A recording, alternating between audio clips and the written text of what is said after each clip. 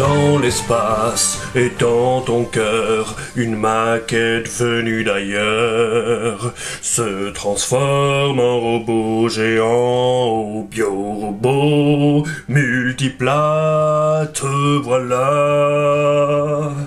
Alors venu d'ailleurs, en fait ça vient du Japon, hein, faut pas exagérer non plus. Et enfin, le voilà, effectivement, la maquette montable du biorobot de Bioman.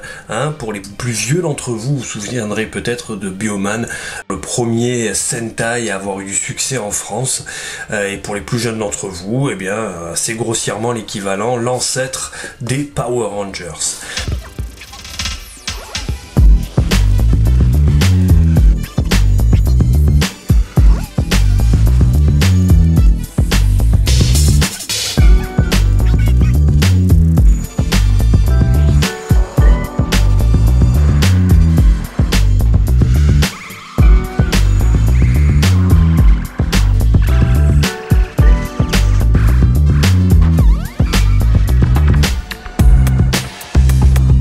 J'avais déjà le petit biorobot, vous voyez celui-là, qui se transforme. Alors ce n'est pas le DX, la version Deluxe, donc qui elle était beaucoup plus grande et qui finalement se détachait avec donc le BioJet 1 et le BioJet 2 pour créer le biorobot. Là ici c'est une version beaucoup plus petite mais très sympathique avec du métal aussi qui date de 1985-84 et faite par Bandai. Et voilà, en gros si vous vouliez du jouet Bioman, eh bien il n'y avait pas grand chose à se mettre sous la dent, surtout si vous vouliez du biorobot avec ses points éjectables. Et enfin est arrivé le biorobot. Alors l'image n'est pas en noir et blanc, hein, c'est bien la boîte qui contient, qui est en noir et blanc, et on aura le droit à la fin de l'année aux 5 personnages aux couleurs de l'arc-en-ciel. Précommandez aussi, j'espère vous en faire une review. Mais en attendant, on va ouvrir pour découvrir le contenu de la boîte. Ah, enfin de la couleur. Donc nous avons ici les deux joujoux, nous avons le BioJet 1 et le BioJet 2 ici. Et tout ça, eh bien c'est important de signaler que ce sont des Candy Toys. Candy Toys, vous voyez dans la marque Bandai Shokugan, Shokugan, pardon. En fait, un Candy Toy, c'est quoi? Eh bien, c'est qu'à l'intérieur, on a un petit bonbon, un chewing-gum ou un bonbon, voilà. Et c'est surtout vendu au rayon des confiseries dans eh bien, les grandes surfaces. C'est un peu l'équivalent, si vous voulez, du Kinder Surprise chez nous, mais alors les grosses versions, quoi. Celles qu'on a à Pâques, dans le gros œuf en chocolat. Voilà, c'est une gamme qui n'est pas chère et qui nous promet un peu de la qualité, voilà, mais à des prix tout à fait raisonnables. Donc c'est important que je le signale parce que vous attendez pas à une figurine de ouf, quoi. Ici on est vraiment sur déjà une maquette et ensuite un jouet de confiserie, voilà. Encore une fois je prends l'exemple du Kinder Surprise, c'est ce qui existe chez nous. Voilà, c'est pas un truc foufou, c'est déjà énorme qu'on ait cette licence là en Candy Toy. Je vous avais déjà présenté par exemple la base de Nerve d'Evangelion qui était un truc de fou à monter, en collectionnable avec des petits personnages. Voilà, c'est pour le prix, c'est déjà énorme ce qu'on a là. Donc ne vous attendez pas à ce qu'on ouvre voilà, une Shogokin ou une Figma, ça va être vraiment du petit jouet à monter style Kinder Surprise. J'ai payé ça avec les frais de port 4500 yens, c'est-à-dire environ 37 €. Donc voilà, c'est pas non plus super excessif pour du jouet de cette qualité. Je vous propose qu'on regarde directement ce qui est à l'intérieur. Donc ce qui est énorme, c'est qu'il se transforme. On peut avoir les deux biojets et ensuite on les assemble et on a le biorobot qui vient avec son bouclier et également son épée. Allez, c'est parti. On va commencer donc avec le premier. La première grappe, on voit qu'on a le visage ici, le bouclier, les stickers et des grappes avec les mains. Top. Voilà pour la première. On a ici la notice également. Alors c'est en japonais forcément. On commence en fait par monter le premier Biojet.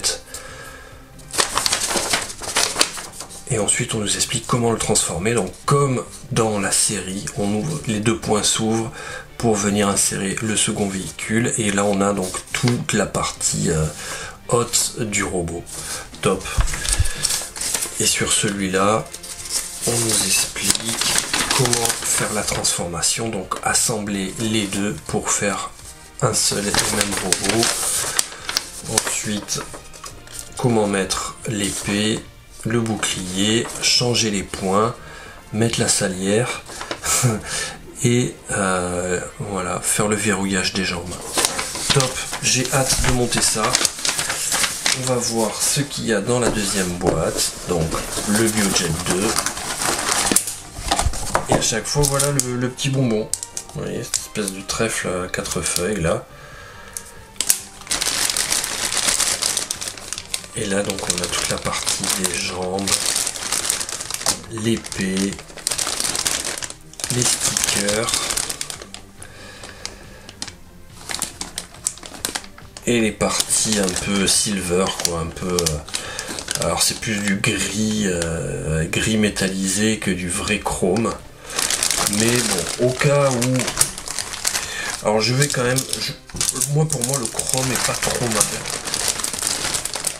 Je vais voir ce que ça donne. Si jamais, eh bien, moi ce que j'aime bien utiliser, c'est du Spastix Mirror Chrome. Mirror Chrome, c'est normalement l'effet où on se voit dedans, quoi. Si vous n'avez pas ça, il y a aussi des petits stylos comme ça qui sont pas plus mal. Et il y a aussi les très connus, les Molotov. On verra. Je vais voir quand même ce que ça donne. Je sais pas si je pourrais le redémonter pour rechromer, mais on va se la jouer vraiment. Allez, on n'a pas ce qu'il faut, on se le fait tel quel et on verra ce que ça donne. Allez, c'est parti.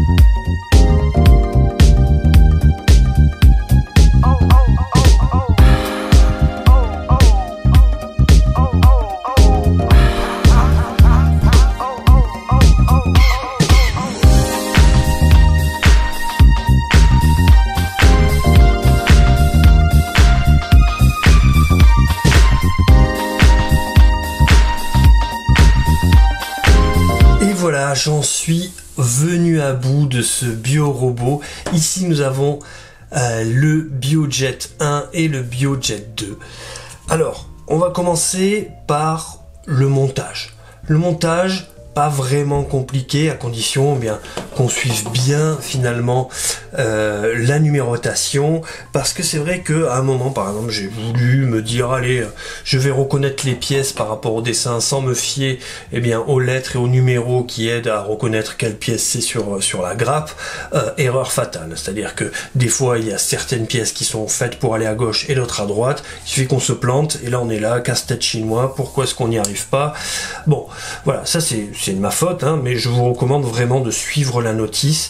Même si elle est en japonais, c'est quand même très clair, très bien expliqué, mais il faut voilà, faire attention, avoir un certain sens de l'observation, voir comment, dans quelle position sont les lettres, et essayer de suivre au maximum le plan tel qu'il est fait. Après, c'est pas vraiment compliqué. L'assemblage se fait plutôt bien. Ça ressemble à un mélange entre du Lego et du Kinder Surprise, voilà. Par contre, il faut forcément avoir du matériel un peu de maquette, au moins une pince. Ensuite, si vous avez un petit X-Acto là et éventuellement une lime, franchement c'est utile. On s'en sert, en particulier bien du scalpel. Si vous avez un scalpel, il y a tout le temps des petits morceaux de plastique qui sont là à gêner. Il faut les enlever, sinon vous n'arriverez pas à bien fermer votre pièce et avoir quelque chose de vraiment uniforme, bien fermé. Le point pénible, c'est les stickers. De toute évidence, il y a vraiment des stickers qui sont beaucoup trop petits. Vous voyez celui-là. Alors celui-là, il a deux petits morceaux qui sont super faciles à déchirer. Et alors il suffit que vous arriviez à pas le mettre bien du premier coup, mais forcément quand vous allez un peu essayer de le décoller, ça va enlever de la peinture, ça va faire un truc blanc pas très beau. Voilà, ça c'est un petit peu dommage, mais bon, à nouveau je vais être indulgent parce qu'on a affaire à un Candy Toys. Vous voyez là par exemple, ici le train d'atterrissage, c'est sûr qu'on va toujours venir le chercher avec les ongles, et puis au bout d'un moment, ce sticker qui est pas d'une super qualité, il va devenir blanc et ça va enlever un peu de peinture. Bon voilà. Après il faut être vraiment très précautionneux, il faut avoir la patience de les mettre, il faut mettre juste un petit coin et puis vite essayer de le replacer s'il est mal mis. Il y en a vraiment qui sont vraiment très petits, donc il faut avoir de la patience, il faut que vous ayez un naturel un peu patient et faire attention, prendre son temps, il faut pas avoir les nerfs à vif quoi, parce que sinon on monte vite en pression à cause de ces stickers. Voilà, donc le montage, franchement, allez, ça m'a mis, j'ai dû mettre 1 heure, voire 1h30, parce que j'ai eu un moment de blocage, comme je vous l'ai dit, à un moment j'ai inversé une pièce qui devait aller à droite, elle était à gauche, je comprenais plus ce qui se passait. Mais en gros, allez, je vais dire, 1 heure, 1h30, celui-là il a été fait, et celui-là peut-être un peu plus de temps, peut-être 1h30, 2 heures max. Après il y a le fait que je me filme et que voilà, il y a des reshots, des machins, mais voilà, il faut compter 3-4 heures de montage, mais à nouveau je suppose que ça dépend des gens, les gens qui sont plus habitués mettront peut-être moins de temps.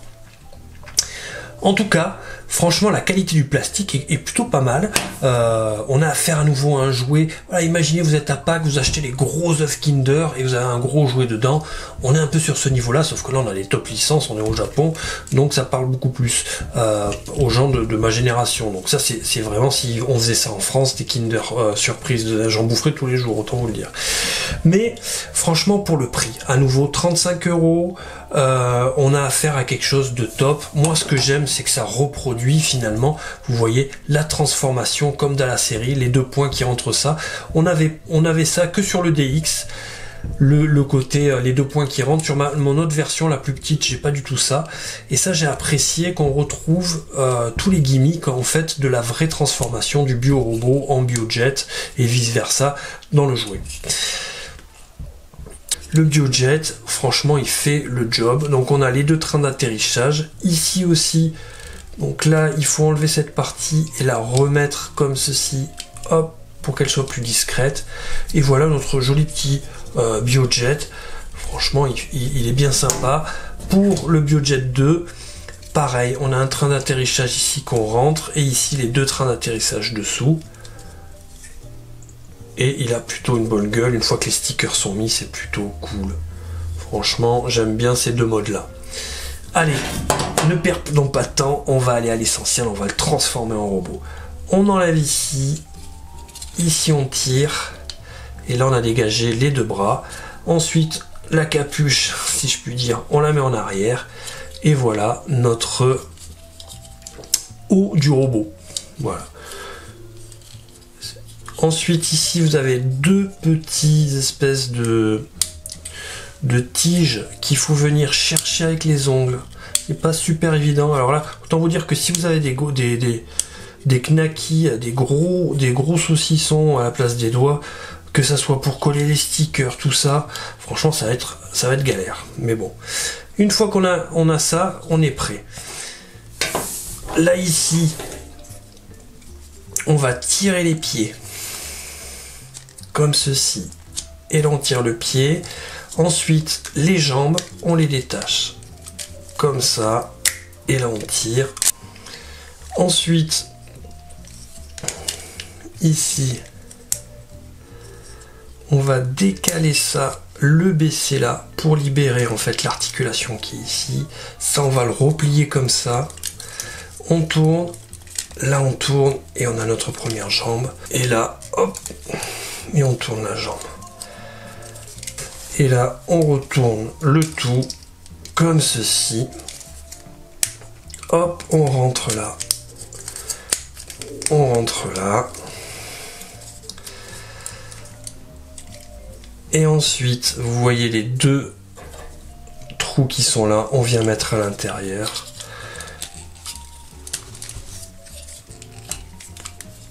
Et voilà notre bio-robot. Alors, déjà, moi ce que j'aime, c'est que c'est ce que vous trouverez de plus, disons, posable. Hein. C'est la figurine la plus, où on peut faire le plus de poses possible, la plus dynamique, du fait qu'il y ait toutes ces articulations. Regardez ça, ce genre de pose, vous la ferez pas avec Jojo. Jojo, lui, il s'articule là, et il fait ça, et puis c'est tout. Hein, c'est pas la même époque, c'est pas les mêmes matériaux utilisés, on est d'accord. Mais, et c'est pareil avec le DX. Le DX, la seule chose qu'il peut faire en plus, c'est il a la même articulation ici pour pouvoir rentrer les deux points pour faire le BioJet 1. Mais après, c'est marre. Il n'y a pas plus. Là, on va pouvoir commencer à s'amuser en tapant des poses. Regardez ici, cette articulation du pied qui est bien plaisante, avant-arrière. Là, ici, on peut faire ça. On peut pivoter comme ça. Ici, regardez, on vient lever ici. Là aussi, ça se lève pour libérer, faire taper de la pose. Ça, l'air de rien, ça fait plaisir parce qu'on n'a pas sur le commerce aujourd'hui quelque chose d'aussi dynamique où on peut faire autant de poses. Pareil au niveau du bras, regardez-moi ça, hop, on peut lever, on peut aller où on veut, on tourne, on a de l'articulation au niveau du poignet. Là pareil ici, on a ce petit panneau qui peut se lever pour pouvoir faire ça. Non, franchement, regardez au niveau du cou. C'est vraiment ce qu'il y a de plus articulé sur le marché niveau bio-robot. Et voilà, on se retrouve avec une jolie petite figure, 35 balles. Ça a été marrant à monter. Moi, je suis pas un fan de maquettes, mais franchement, j'ai pris du plaisir. Après, voilà, vous voyez, celui-là, ce sticker-là, il commence avec la friction, il commence à blanchir. C'est un truc, il va pas falloir le transformer 1000 fois. On peut jouer avec, faire des pauses, mais bon, voilà. Ce côté sticker, forcément, il va y avoir de la friction ici. Je pense que le sticker, il va pas faire long feu. C'est malheureusement un des risques.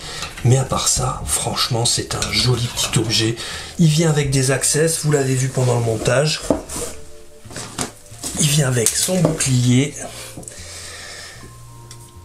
Alors effectivement, on n'a pas le chrome qu'on a par exemple ici. Sur sur le jouet et sur la série, on a ici du chrome là, on a du chrome ici aussi. On pourrait en avoir là. Là ici, on est sur un gris qui est pas. Ça aurait été sympa qu'on ait vraiment l'effet chrome qu'on a là. Là, on a une sorte de gris métallisé. C'est un peu dommage, mais moi je vais le laisser comme ça. Finalement, je l'aime bien, il a son charme. Regardez l'épée aussi, elle est plutôt cool. Là aussi, on a ces deux teintes de gris.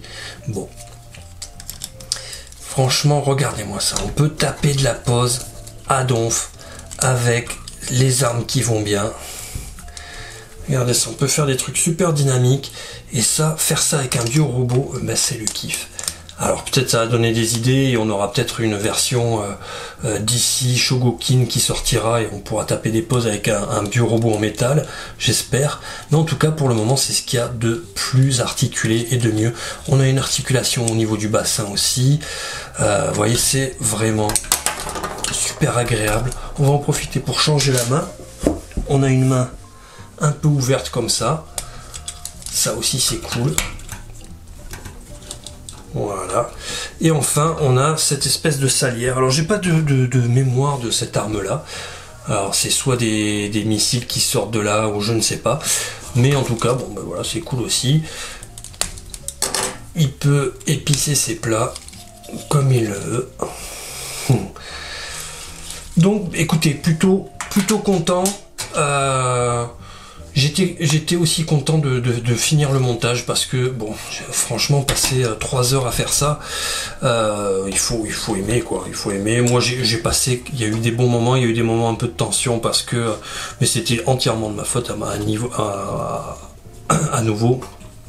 J'ai voulu faire comme si j'avais pas besoin de la notice et c'était une erreur. Donc, je vous recommande de bien vous servir de la notice. Je vous recommande aussi d'avoir le bon matériel parce que on a plein de petits ergots à enlever tout le temps, comme je vous l'ai dit, sinon ça ferme pas bien et ça c'est vraiment important d'avoir l'œil et de repasser sur chaque pièce, ce qui fait qu'on perd encore plus de temps, mais c'est nécessaire. Voilà. Sur ce, j'espère que cette vidéo vous aura plu, que ça vous donnera envie de vous procurer ce bureau que je recommande malgré les petits défauts, mais franchement super content de pouvoir avoir un bio-robot et de lui faire taper quelques poses dans les vitrines. Hâte de le mettre avec mes autres robots Sentai. Et puis j'espère vous revoir bientôt pour une nouvelle review. On se dit à plus. C'était Monsieur Toys. Ciao. Si t'as kiffé la review, même si t'as ri que 2 secondes, avant de partir pose un like. Si tu veux passer pour un fou, au risque de te péter un ongle, appuie sur le bouton de partage. Si t'as pas compris ce que t'as vu, mais qu'au fond toi t'en demandes, l'ami faut que tu subscribes. L'ami faut que tu subscribes.